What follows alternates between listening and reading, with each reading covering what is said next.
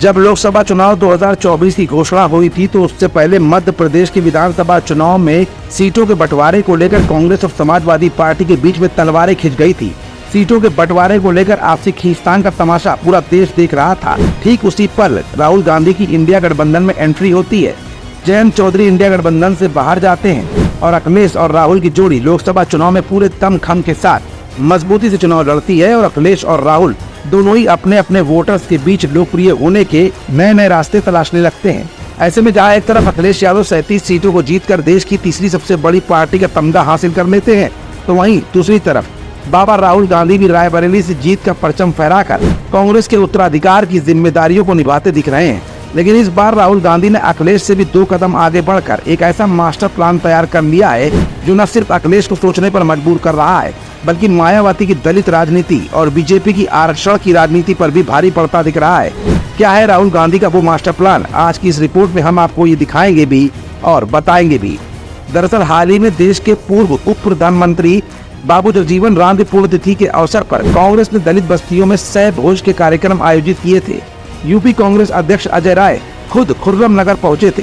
3 दिनों तक हुए इस कार्यक्रम में कांग्रेस एक बार फिर अपने परंपरागत वोटर्स रहे दलितों के पास पहुंची थी। आगे भी इस तरह के कार्यक्रम आयोजित होंगे। सम्मेलनों में उनके हक की बात की जाएगी।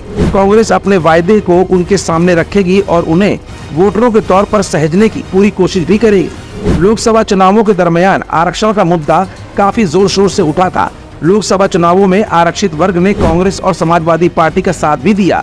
चुनाव बाद भाजपा नीति सरकार को घेरने में उसके छत्र पे ही आगे आए।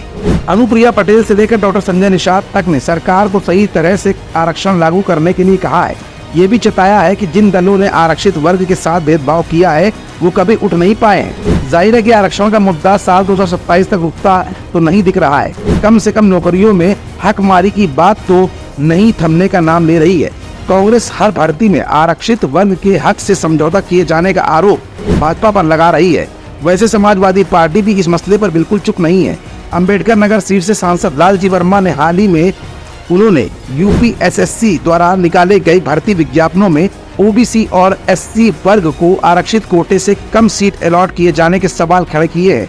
ऐसे में जहां एक तरफ भारतीय जनता पार्टी अपने ही घटक दलों से अंदर खाने हैरान और परेशान सी दिख रही थी, तो उसी बीच राहुल गांधी का दलितों के बीच जाने और आरक्षण के मुद्दे पर लगातार स्टैंड लेने से कहीं न कहीं बीजेपी के आत्मविश्वास को डगमगा रहा है, जिसका सीधा असर 2027 में होने वाले विधानसभा चुनाव में निश्चित तौर पर देखने को भी मिलेगा।